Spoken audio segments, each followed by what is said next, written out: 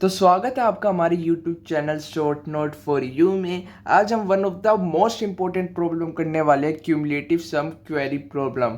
ये मैं इसे इम्पोर्टेंट क्यों कह रहा हूँ, क्योंकि आज जिसमें हम कंसेप्ट यूज़ करने वाले हैं वो आपके आगे बहुत जगह अप्लाई होने वाले हैं। काफ़ी कुछ नई चीज़ें हम इस प्रॉब्लम से आज सीखने वाले हैं। तो पहले हम प्रॉब्लम देखते हैं, प्रॉब्लम है क्या। तो इस प्रॉब्लम में हमें एक एरे दे रखी है, उसमें हमें क्यू क्वेरीज रन करानी है। मान लो हमें क्वेरीज दी कि 3 आपको क्वेरीज रन करानी है।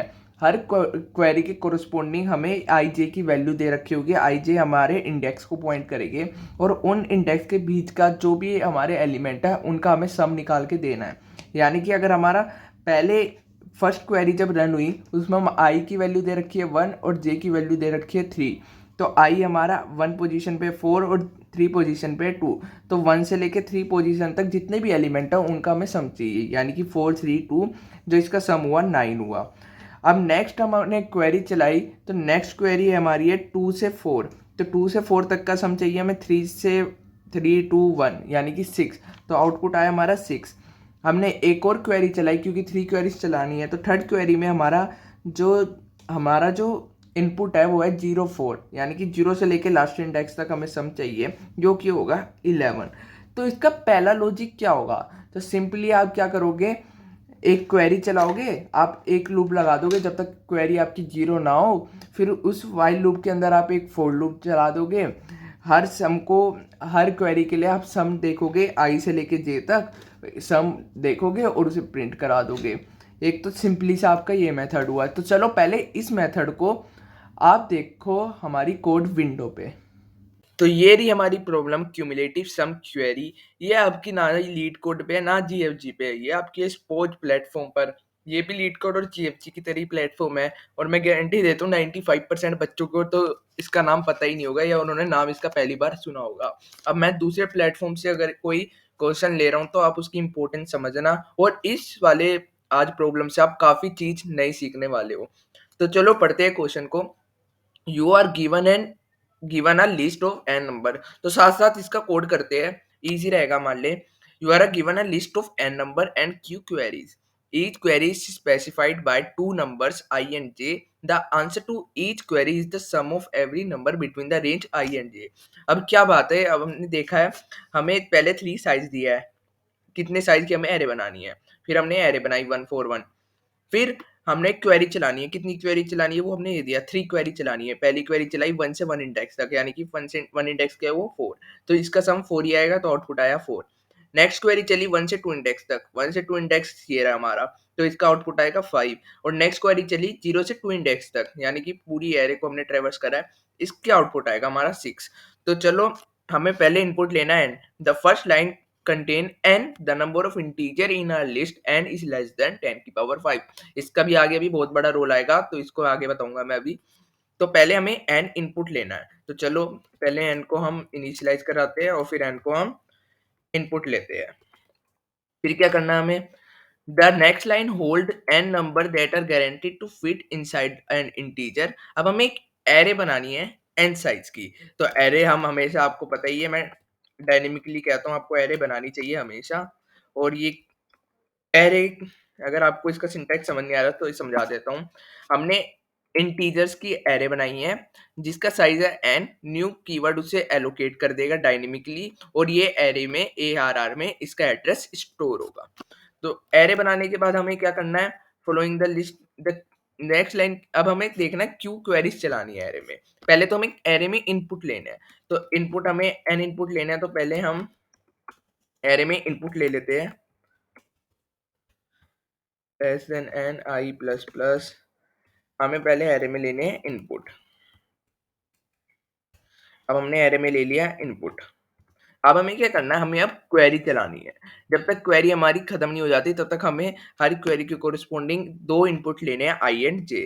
तो अब हम क्या करेंगे, इसे पहले हमें क्वेरी चलाने के लिए हमें क्यू को इनिशियलाइज कराना पड़ेगा। अब हम क्या करेंगे, क्यू को इनपुट लेके कितनी क्वेरीज हमें चलानी है।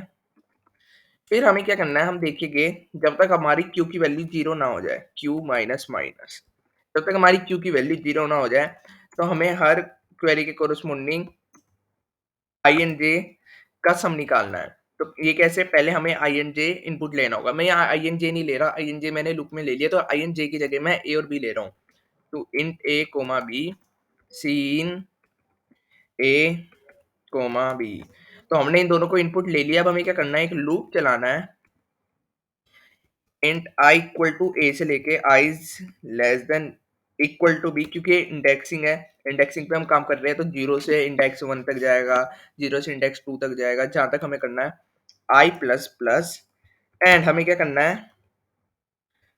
जो सम है उसमें ऐड करना। अभी हमने सम को इनिशियलाइज नहीं कराया, तो आपको पता है जब भी हमें सम करना होता है तो हमें सम को पहले 0 से इनिशियलाइज कराना होता है। नहीं, हमें हर उसमें चाहिए, हमें हर क्वेरी का सम चाहिए, तो हम ग्लोबल यहाँ पे इनिशियलाइज नहीं कराएंगे, सम को भी इसके अंदर ही हमें इनिशियलाइज कराना होगा।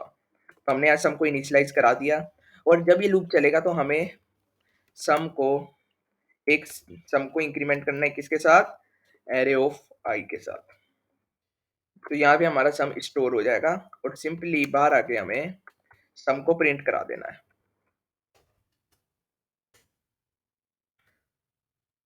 चलो इसे मैं आपको चला के भी दिखा देता हूँ। Ctrl+A, Ctrl+C, मैंने यहाँ लिख रखा होगा ऑनलाइन GDP पे। तो ये रहा सेम कोड, ऑनलाइन GDP में मैंने लिख रखा है। तो इसे रन करा के दिखाता हूँ आपको मैं। तो पहले हमें एरे लेनी है, मान लो 3 साइज की, वही लेते हैं बिल्कुल जो उसमें था। अब हमें इनपुट करानी है एरे, तो पहले मैंने दिया एलिमेंट 1 4 1, वही सेम इनपुट। देन हमें तीन क्वेरी चलानी है, तो मैंने यहाँ 3 इनपुट दिया। तो अब 3 क्वेरी, पहली मैंने क्वेरी चलाई 1 1, तो आउटपुट क्या आ रहा था 4। फिर मैंने चलाई 0, नहीं फिर थी 1 एंड 2, आउटपुट क्या आ रहा था 5। देन मैंने चलाई 0 एंड 2, आउटपुट क्या आ रहा था 6। सेम यही है, देख सकते हो आप 4 5 6 आउटपुट। पर अभी इस कोड में क्या प्रॉब्लम है, मैं आपको पहले बता देता हूँ। आप ये देख लो, n इक्वल टू 10 की पावर 5 एंड q की वैल्यू है 10 की पावर 4। और चलो समझते हैं इस प्रॉब्लम में क्या दिक्कत है, क्या प्रॉब्लम थी हमारे इस लॉजिक 1 में। तो चलो अच्छे से समझते हैं। अगर मैंने आपको प्रॉब्लम पढ़ाई है तो वहाँ पे आपने देखा होगा q की वैल्यू हमारी लेस देन इक्वल टी 10 की पावर 4 से, एंड n की value less than equal T हमारी 10 की पावर 5 से। अब आप इसका मतलब समझने वाले हो। तो जब हमने ये कोड रन कराया, तो कोड रन कराने पे जो हमारा फर्स्ट लूप था जिसमें हम एरे में एंट्री कर रहे थे, तो इसमें लग रहा था ऑर्डर ऑफ n टाइम। और जब हमारी क्यू क्वेरीज रन कर रही थी तो इसमें लग रहा था हमारा ऑर्डर ऑफ क्यू टाइम।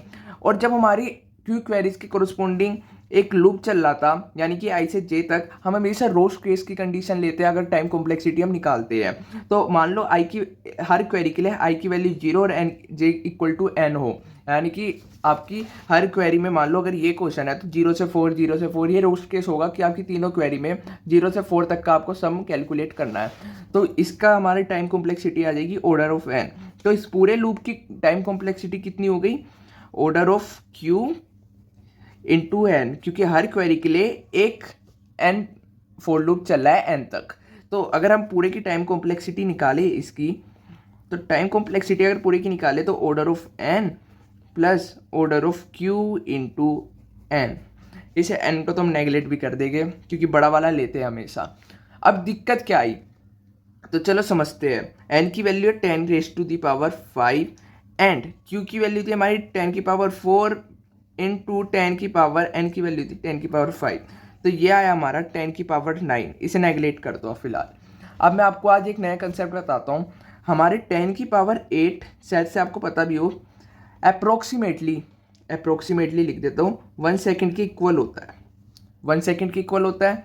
अब ये 10 की पावर 9 है, तो अगर हम 10 की पावर 9 को 10 की पावर 8 से डिवाइड करें तो अप्रोक्सीमेटली हमारा 10 सेकेंड के इक्वल आया। जो ये हमारा कोड रन करने में टाइम ले रहा है वो है 10 सेकेंड के इक्वल। पर जब आपने प्रॉब्लम पढ़ी होगी वहाँ क्लियरली लिख रखा है कि आपको इस प्रॉब्लम को 7 सेकेंड के अंदर करना है। तो ये प्रॉब्लम हमें TLE शो करेगी, यानी कि टाइम लिमिट एक्सीड हो जाएगी इस वाली अप्रोच से। तो अब इस प्रॉब्लम से बचने के लिए हम आज बहुत अच्छी अप्रोच सीखने वाले हैं। आप भी सोचो कि हम क्या कर सकते हैं, और मैं अब आपको समझाता हूँ। तो फाइनली हम बढ़ते हैं अपने लॉजिक 2 की तरफ। तो बेसिक इसकी अप्रोच ये है कि हम एक प्रीफिक्स सम एरे मेंटेन करेंगे। हाँ जी, आप आज एक नई चीज़ सीखने वाले हो, प्रीफिक्स सम एरे। तो ये आपकी प्रीफिक्स सम एरे बहुत प्रॉब्लम्स में लगने वाली है, तो आज यहाँ पे आप अच्छे से सीख लेना, आपके आगे बहुत हेल्प होगी। तो बेसिकली हमें एरे दे रखी है 2 3 10 4 1 7, तो हम इसके कोरस्पॉन्डिंग एक प्रीफिक्स सम एरे मेंटेन करेंगे। प्रीफिक्स सम एरे क्या होती है, पहले से लेके अगले, अगले से लेके अगले तक का सम, यानी कि पहले जीरो से लेके हमने जीरो का तो सम 2 आया, फिर जो 1 इंडेक्स पे है हम वो वाला एलिमेंट और उससे पहले जितने एलिमेंट है उसका सम निकालेंगे, यानी कि 2 + 3 5। अब सेकंड इंडेक्स पे इससे 10 और 10 से पहले जितने एलिमेंट है उसका सम, यानी कि 10 3 2 15। थर्ड इंडेक्स पे 4 और 15 19, ऐसे 20 एंड 27। बेसिकली हम क्या निकाल रहे हैं, कैसे निकाल रहे हैं, प्रीफिक्स ऑफ जीरो में तो एरे ऑफ जीरो आया क्योंकि हमारी प्रीफिक्स एरे है और ये एरे है ना, एरे है ये। तो प्रीफिक्स ऑफ जीरो में तो हमें एरे ऑफ जीरो डालना है, ये तो हमारी बेस कंडीशन है ही। अब प्रीफिक्स ऑफ वन में क्या आएगा, प्रीफिक्स ऑफ वन में हमारा array of zero plus array of one आएगा, है ना। एरे ऑफ जीरो 2 है plus array of one 5, array of zero plus array of one. और इसे हम कैसे लिख सकते हैं, और हम इसे लिख सकते हैं प्रीफिक्स ऑफ जीरो, जो कि हमारा एरे ऑफ जीरो को हम लिख सकते हैं प्रीफिक्स ऑफ जीरो, क्योंकि हम पहले प्रीफिक्स ऑफ जीरो कैलकुलेट कर चुके हैं, प्लस एरे ऑफ वन जो हमारा करंट एलिमेंट है उसके उस एलिमेंट को हम यहाँ लिख सकते हैं। सिमिलरली हम प्रीफिक्स ऑफ टू में क्या कर सकते हैं, ये रहा हमारा प्रीफिक्स ऑफ टू, तो प्रीफिक्स ऑफ टू में हमारा सम किसका आएगा 2 3 10, यानी कि array of zero, array of one और एरे ऑफ टू का। पर एरे ऑफ जीरो और एरे ऑफ वन तो हमने यहाँ प्रीफिक्स ऑफ वन में कैलकुलेट कर लिया, तो हम इसे क्या कर सकते हैं prefix of one plus array of two. और सिमिलरली अगर हमारा एरे आईएथ एलिमेंट है तो आईएथ एलिमेंट को हम कैसे लिखेंगे, prefix of I minus one. अब देख रहे हो ना, हमेशा एक माइनस वन ले रहे, टू टू था तो हमने एक प्रीफिक्स एक कम लिया, प्लस आईएथ पोजीशन का एलिमेंट। होप करता हूँ आपको ये समझ आया होगा। तो ऐसे हमारी बनेगी ये प्रीफिक्स एरे। अब बात आई कि प्रीफिक्स एरे बन गई, अब हम इससे क्यूमुलेटिव सम कैसे कैलकुलेट करेंगे।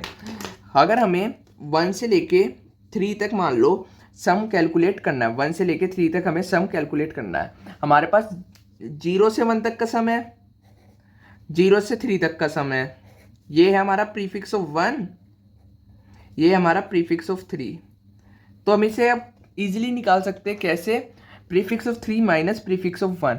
लेकिन समझो, चलो प्रीफिक्स ऑफ 3 क्या है हमारा, प्रीफिक्स ऑफ 3 है 19, 19 प्रीफिक्स ऑफ 3 हमारा 19, माइनस प्रीफिक्स ऑफ 1 कहाँ तक का होगा, प्रीफिक्स ऑफ 1 हमारे यहाँ तक का सम होगा और प्रीफिक्स ऑफ 3 हमारे यहाँ तक का सम है।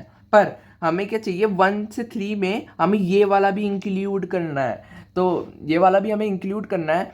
तो हम क्या करेंगे, prefix of 3 minus prefix of 1 नहीं करेंगे, 1 माइनस एक माइनस 1 कर देंगे, यानी कि माइनस प्रीफिक्स ऑफ 0 जो कि है हमारा 2। तो ऐसे हमारा निकलेगा सम। ओके गाइस, तो प्रीफिक्स ऑफ 3 हमारा 9 है, सो प्रीफिक्स ऑफ 3 हमारा 9 है और हमने -2 कर दिया, तो ये हमारा सम आ जाएगा 17। तो ऐसे हमें कैलकुलेट करना है। तो सिंपली अगर हमें क्यूमुलेटिव सम निकालना है तो हम क्या करेंगे, कोई भी हमें आई से जे एलिमेंट दे रखे हैं, जो कि मैं कोड में लूँगा ए से बी, क्योंकि आई जे मैं फोर लूप में यूज़ कर लेता हूँ तो आपको कन्फ्यूजन ना हो। तो हमें क्या करना है, prefix of B minus prefix of A -1 करना है, क्योंकि हमें वो वाला एलिमेंट भी चाहिए। तो ये हमारा बन गया क्यूमुलेटिव सम की कंडीशन। तो चलो इसे हम कोड में इंप्लीमेंट करते हैं, और इसका क्या आपकी कॉम्प्लेक्सिटी क्या आएगी, इसे रन करने की कॉम्प्लेक्सिटी तो आपकी ऑर्डर ऑफ 1 हुई, और सिंपली क्यू क्वेरीज आप रन करोगे तो आपकी कॉम्प्लेक्सिटी कितनी हो गई, ऑर्डर ऑफ क्यू कॉम्प्लेक्सिटी आएगी इसकी आपकी टोटल। तो सिंपली ऑर्डर ऑफ क्यू आपकी कॉम्प्लेक्सिटी आई। तो चलो इसे हम प्लेटफॉर्म पे देखते हैं, और ये तो फाइनली हम आ चुके हैं अब अपनी कोड विंडो पे। अब चलो कोड को लिखते हैं। तो सबसे पहले हमें क्या करना था, हमें अपने n को इनिशियलाइज कराना था और n को इनपुट कराना था। तो हमने n को इनपुट करा लिया। अब हमने क्या करा था, इसके बाद हमने एक डायनेमिक एरे बनाई थी। डायनेमिक एरे बना लेते हैं। कुछ ऐसे एरे बनती है डायनेमिक, आपको मैंने बता ही रखा है। डायनेमिक एरे बनाने के बाद अब हम इस एरे में इनपुट लेंगे। तो इनपुट लेने के लिए हम एक लूप चलाएंगे i से लेके n तक। i जब तक हमारा n छोटा है हमें एक लूप चलाना है, और अब हम इनपुट लेंगे इसमें। तो यहाँ पे हम इनपुट ले लेंगे। अब इसके बाद हमें क्या करना है, इसके बाद हम एक प्रीफिक्स एरे बनाएंगे। अब प्रीफिक्स एरे को भी मैं डायनेमिकली बनाऊंगा, तो मैं इसे प्री ले लेता हूँ। प्री अपनी एरे का नाम, सॉरी, हम प्री बना लेते हैं अपनी। और प्रीफिक्स एरे का साइज भी हमारा n होगा। अब प्रीफिक्स एरे हमने इनिशियलाइज करा दी। अब चलो प्रीफिक्स एरे में एलिमेंट्स डालते हैं। एलिमेंट्स कैसे डाल लेते हैं इसकी मैंने आपको कंडीशन बताई थी। चलो सबसे पहले अगर हमारा आई 0 के इक्वल है, यानी कि सिर्फ एक ही वैल्यू है हमारी इसमें, तो हम क्या कर देंगे, जो हमारा प्रीफिक्स ऑफ आई है उसमें सिंपली एरे ऑफ आई डाल देंगे। ये तो होगी हमारी बेस कंडीशन। नहीं तो हम क्या कर रहे थे, मैंने आपको बताया था, जो हमारा प्रीफिक्स ऑफ आई है उसमें क्या कर रहे थे हम, इससे एक कम जो एलिमेंट था उसके साथ प्लस एरे का जो ith एलिमेंट है उसे ऐड कर रहे थे, यानी कि प्रीफिक्स ऑफ i-1 में हम क्या ऐड कर रहे थे, एरे ऑफ आई ऐड कर रहे थे सिंपली। तो ये बन चुकी है हमारी प्रीफिक्स एरे। अब बाद में अब हमें क्या करना है, क्यू क्वेरीज को इनपुट कराना है, तो सी इन क्यू को इनपुट कराया। अब हमें आगे क्या करना है, क्यू को इनपुट कराने के बाद हम लूप चलाएंगे जब तक हमारी क्वेरी जीरो ना हो जाए, क्यू माइनस माइनस तक। एंड देन हमें वो जो आई जे ले रखे थे, मैं यहाँ पे ए कोमा बी लूंगा, और फिर हम क्या करेंगे, ए कोमा बी को इनपुट कराएंगे। फिर इसके बाद हम क्या करेंगे, हम सम को लेंगे, सम को, और फिर हम सम को इनिशियलाइज कर देंगे। सम को यहीं पे कर देता हूँ मैं, सम को इनिशियलाइज जीरो से। सम को मैंने जीरो से इनिशियलाइज कर दिया। अब क्या करूंगा मैं, जब चेक करूंगा अगर हमारी ए माइनस वन की वैल्यू जब तक greater than equal to zero है, अगर ऐसा है, अगर ऐसा है तो हम क्या करेंगे, सम को प्लस इक्वल टू, सम को हम ऐड कर देंगे prefix of A minus one से। सॉरी सॉरी गलत कर दिया मैंने, सम को कर देंगे हम प्रीफिक्स ऑफ बी, बी जो प्रीफिक्स ऑफ बी था उसे हम माइनस कर रहे थे prefix of A minus one से, तो इससे हमारा सम निकल जाएगा। अब चलो देखते हैं इसमें सम को हमें प्रिंट कराना है, करा देते हैं, सी आउट सम, एंड एल भी लिख देता हूँ मैं। तो इसमें पूरा कोड लिखना पड़ता है, तो एरर के चांसेस भी काफ़ी बढ़ जाते हैं। तो चलो इसे चेक करते हैं चल रहा है नहीं हमारा करेक्ट। सॉल्यूशन सबमिट, चल जा चल जा।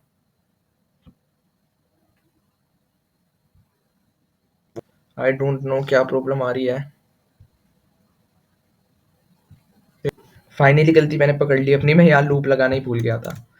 लूप के नीचे का सब कुछ लिख दिया मैंने और यहाँ लूप लगाना भूल गया। बड़ा इरिटेटिंग कर देता है ये, इरिटेट कर देता है ये प्लेटफॉर्म बड़ा। चलो अब चला के देखते हैं, अब चल रहा है नहीं हमारा ये कोड। भगवान अब चला दो चला दो चला दो। रनिंग रनिंग देखो लिखा आ रहा, या मैंने अपना देखो, new achievement, you just solve the cumulative sum query problem. तो जब एक्सेप्ट हो जाती है ना ऐसे प्लेटफॉर्म में प्रॉब्लम, तो बड़ा अच्छा लगता है। तो कोई नहीं है, मैंने अपना नाम यूजर नेम अंकु डाल रखा है, तो मेरा नाम अंकु नहीं है, कहीं आप समझो, अपने नाम की शॉर्ट फॉर्म डाल रखी है मैंने। तो बस आज के लिए इतना ही। मैं होप करता हूँ आपने इस वीडियो से कुछ नई चीज़ें सीखी होगी। जैसे मुझे लगता है आपने 10 की पावर 8 इक्वल टू 1 सेकेंड, ये आपने नया सीखा होगा आज, जो हम ऐसे टाइम कॉम्प्लेक्सिटी निकालते हैं। प्रीफिक्स सम वाली आपने चीज़ में भी सीखी हो पहले, या आज आपने पहली बार सीखी हो, काफ़ी चीज़ें आपने सीखी होगी। तो थैंक यू। आपको मैं इन सब प्रॉब्लम्स के नोट्स दूंगा वीकली बेसिस पे, तो आपको इन्हें रिवाइज जरूर करना है। अगर आपको कोडिंग सीखनी है तो उसके लिए रिवीजन भी बहुत ज़रूरी है, क्योंकि अब ये प्रीफिक्स सम वाली जो ये आपकी प्रॉब्लम है ना, अभी आपको मैं प्रीफिक्स सम वाली काफ़ी सारी प्रॉब्लम कराऊँगा जहाँ पे प्रीफिक्स सम यूज़ होगा। फिर आपकी प्रीफिक्स सम ये आपका मजबूत हो जाएगा। फिर इसके बाद हम टू पॉइंटर अप्रोच, बहुत सारी चीज़ें करेंगे। ऐसे कर करके ना आपके छोटे-छोटे जब टॉपिक आपके मजबूत हो जाएँगे ना, फिर आप बड़ी-बड़ी प्रॉब्लम, हाँ, ये भी आप मीडियम लेवल की कह सकते हो प्रॉब्लम, तो ये आप ऐसी बड़ी-बड़ी प्रॉब्लम ईज़िली कर सकते हो, और कोडिंग आपके लिए हलवा हो जाएगी, और अच्छे से आप बड़ी-बड़ी कंपनी क्रैक कर सकते हो फिर। तो बस आज के लिए इतना ही। Thank you guys, bye.